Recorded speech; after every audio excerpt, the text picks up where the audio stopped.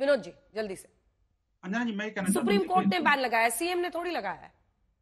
Supreme court ने और भी बहुत सारी चीजों पर बैन लगाया। अंजना जी, आपको पता है सुप्रीम कोर्ट ने सिर्फ ये नहीं कहा कि दिल्ली के लोगों को पटाखे मत चलाने दो। सुप्रीम कोर्ट ने और भी कहा, इंडस्ट्री के लिए भी कहा है, और बाकी जो मेजर्स हैं वो भी लेने के लिए कहा है, यमुना जी के लिए भी कहा है। और मैं कहता हूँ सारा कुछ सुप्रीम कोर्ट कहेगा वही करोगे क्या? कुछ तो जनता के साथ भी कनेक्ट होना चाहिए भाई साहब। देखिए, बीजेपी और कांग्रेस की और ये जो आम आदमी पार्टी की धींगा मस्ती चल सकती है, मुझे इस पर कोई आपत्ति नहीं है, क्योंकि मैं राजनीतिक प्रवक्ता नहीं हूँ। मैं कहना चाहता हूँ कि मेरे त्योहार पर ये आघात क्यों? मैं कहना चाहता हूँ कि अगर जब ये जो मुहर्रम आता है उस समय तो बड़े आराम से पटाखे चलते हैं। क्या उस समय ग्रीन पटाखे हो जाते हैं क्या? अभी जहरीले पटाखे हो गए हैं क्या? जैसे आपने बताया कि जब वो मुख्यमंत्री जेल से बेल पर आते हैं तो मुख्यमंत्री जो निवास है तो उनके सामने स्वयं पर्यावरण मंत्री के सामने, और वो आतिशी भी खड़ी थी वहां पर, और आप देखिए कि वहां पटाखे चल रहे थे, तब वो पटाखे नहीं चलते। क्या वो जेल में है क्या? एक महीने जेल कितने का आज आम आदमी पार्टी के कार्यकर्ता करके आए, मुझे बताओ ना। दिवाली पर हिंदू समाज को जेल में भरने की ये कुत्सित जो अभियान है इनका, वो अब नाकाम होने वाला है। मैं कहना चाहता हूँ, देखिए, पर्यावरण के साथ पूरी दुनिया खड़ी है, कोई नहीं चाहता कोई पर्यावरण को कोई खराब करे, और हिंदू मान्यता तो बिल्कुल नहीं इसके फेवर में नहीं है।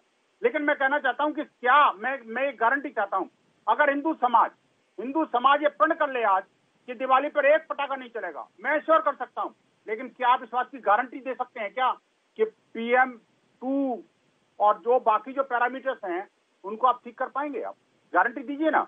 आप तो मंत्री हैं, आप तो सत्ता चला रहे हैं ना। लेकिन मैं कहना चाहता हूं, आखिरकार क्या दिल्ली में पटाखे बैन करने से जो नोएडा, गाजियाबाद, फरीदाबाद और जो आसपास के एरिया में है, या यमुना जी का प्रदूषण है, वो सब खत्म हो जाएगा क्या? कम हो जाएगा क्या? नहीं भैया, नहीं। इसका वो जवाब देंगे। उससे पहले आदिल हसन साहब भी हमारे साथ जुड़े हैं। लेकिन एक बार भव्य नजारा ये जरा आपको दिखा देते हैं अयोध्या का। अपने दर्शकों को ये बता दें, इस बार जैसा कि आप देख रहे हैं इस वक्त सरयू के तट पर शाम के इस पहर में भव्य दीपोत्सव, और सोचिए 25 से 26 लाख, एक पूरा वाटर लाइट शो वहां पर किया जाता है, लाइट एंड साउंड शो होता है, जिससे जगमग जगमग पूरी अयोध्या दिखती है। 2017 में यही 1,87,000 के करीब दिए जले थे, फिर ये रिकॉर्ड बना 18 में 3 लाख का, 2019 आते आते 4 लाख का हो गया, 2020 आते आते 6 लाख का, 2021 में 9.5 लाख दिए जले, 2022 में 15.5 लाख, 2023 में 22.5 लाख, और इस बार 25 लाख से ज्यादा, कुछ लोग बता रहे हैं 28 लाख के आसपास दिए अयोध्या में जलाए जा रहे हैं। शाम के इस पहर की ये भव्य तस्वीर आप देख रहे हैं। अयोध्या राम वाली दिवाली जिसे कहा जा रहा है इस बार, क्योंकि राम मंदिर और उसके उद्घाटन के बाद की ये दिवाली है, ये दीपोत्सव है। और शाम के इस पहर में सरयू के दोनों तट पर ये जो किनारा, कई लोग इसको मानते हैं कि यही अयोध्या में, जो लोग गए नहीं है, कि यही राम मंदिर है, लेकिन ये पूरे मंदिरों की श्रृंखला है। अयोध्या में सरयू तट पर एक कोने में एक तरफ सिर्फ मंदिर ही मंदिर है, घरों में मंदिर है, और अलग अलग जगहों पर ये जो आप देख रहे हैं, हर चोटी पे आप जिसको देख रहे हैं अलग अलग मंदिर हैं, ये छोटे छोटे इतने सारे मंदिर हैं, और ये नजारा बड़ा खूबसूरत लगता है। साउंड एंड लाइट शो उसी पर हो रहा है। भगवान राम की पावन जन्मस्थली जो कि उनकी वापसी पर दीपोत्सव मनाती है, दिवाली मनाती है, और करोड़ों देशवासियों की आस्था जुड़ी हुई है। एक बार वहां का सुर सुना देते हैं जल्दी से, लौटेंगे वहां पर, तस्वीरें दिखाते रहिए। अभी वहां कुछ अनाउंसमेंट्स हो रहे हैं। आदिल हसन साहब जल्दी से एक आपसे कमेंट, ये चर्चा देखिए सोशल मीडिया पर भी बहुत दिनों तक चली। कई लोग इस बात से नाराज होते हैं कि जब होली आती है तो पानी की बर्बादी, जब दिवाली आती है तो हवा में प्रदूषण की वजह से पटाखे मत छोड़िए। हिंदू धर्मों को टारगेट किया जाता है, ऐसे में सभी धर्मों के लिए हो, ऐसे में जो ब्लडशेड होता है कई इस्लाम धर्म से जुड़े हुए पर्व में, उस पर भी प्रतिबंध लगाया जाए। तो इस तरह की चर्चा लोग सोशल मीडिया पर भी करते हैं, और बीजेपी कह रही है कि सिर्फ हिंदू धर्मों को ही टारगेट किया जाता है।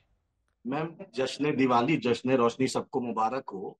प्रजापति समाज जो कुम्हार समाज है, उसी उत्तर प्रदेश में अमन प्रजापति, छोटेलाल, अजय, अंकित, राजेश, किरण, प्रियांश, सचिन, कैलाश, ये जब प्रजापति समाज से इनकी हत्या हुई थी, योगी आदित्य सरकार ने 1 रुपया अभी तक हमने आपसे क्या सवाल पूछा है? मैम सुनिए, पूरा बात बोल रहे हैं। प्रजापति आप कुम्हार की बात कर रहे थे मैडम, आप बिहार से आपका रिश्ता जानती हैं आप।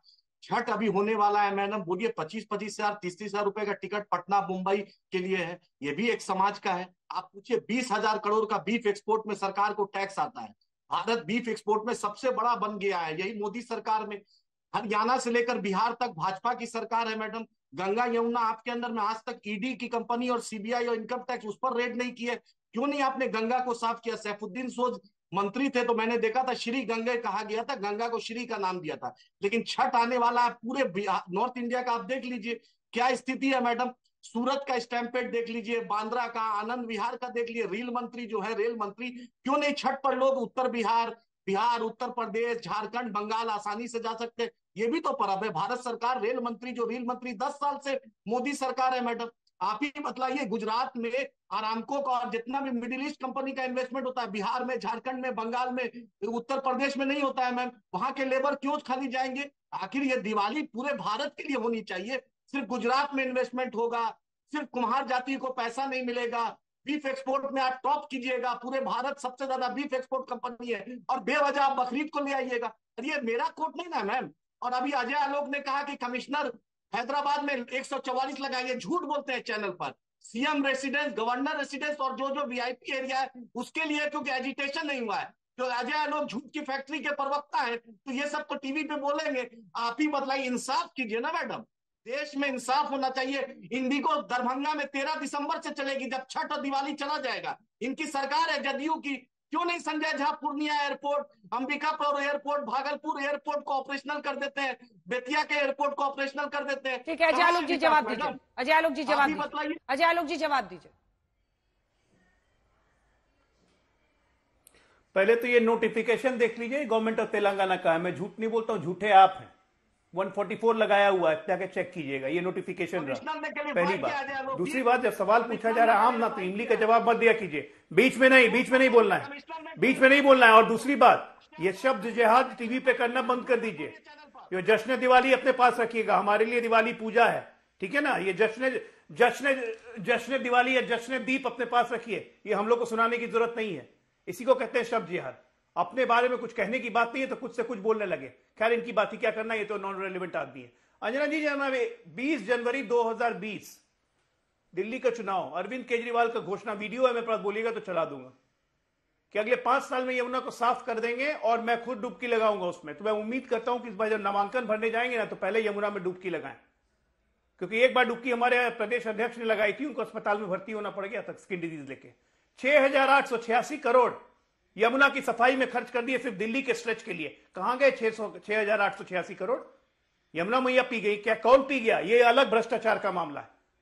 ये लोग, आम आदमी पार्टी से बड़ी निकृष्ट राजनीतिक पार्टी अभी तक भारत में पैदा नहीं हुई, जो हर चीज का जिम्मा किसी और पे। एलजी साहब नहीं कर रहे हैं जी, ये गृह मंत्री की जिम्मेदारी है जी। हरियाणा पानी छोड़ देता है जी, यूपी पानी छोड़ देता है जी। आप क्या करते हो जी? जिलेबी बनाते हो जी।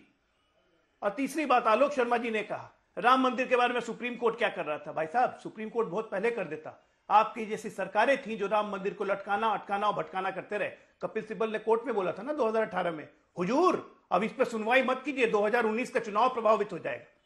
ये हमारी सरकार की दृढ़ इच्छा शक्ति थी कि सुप्रीम कोर्ट में लगातार जल्दी से जल्दी बार डेट्स ले लेके हमने ये निर्णय करवाया। और इसीलिए योगी जी कहते हैं कि मोदी और योगी और भारतीय जनता पार्टी के कारण ये संभव हुआ है। आपके सरकार की तो इच्छा शक्ति नहीं थी कांग्रेस पार्टी की कि राम मंदिर कभी बने। अरे आप लोग को शर्म भी नहीं आती है नंगा झूठ बोलते हुए। भाई साहब, सोशल मीडिया का जमाना है, इंटरनेट का जमाना है, झूठ मत बोला कीजिए, पकड़े जाएंगे आप लोग और बेइज्जती अपनी करवाएंगे। क्योंकि राम मंदिर को जितना आपने लटकाया, राम मंदिर को जितना आपको श्राप लगाया राम भगवान प्रभु राम का,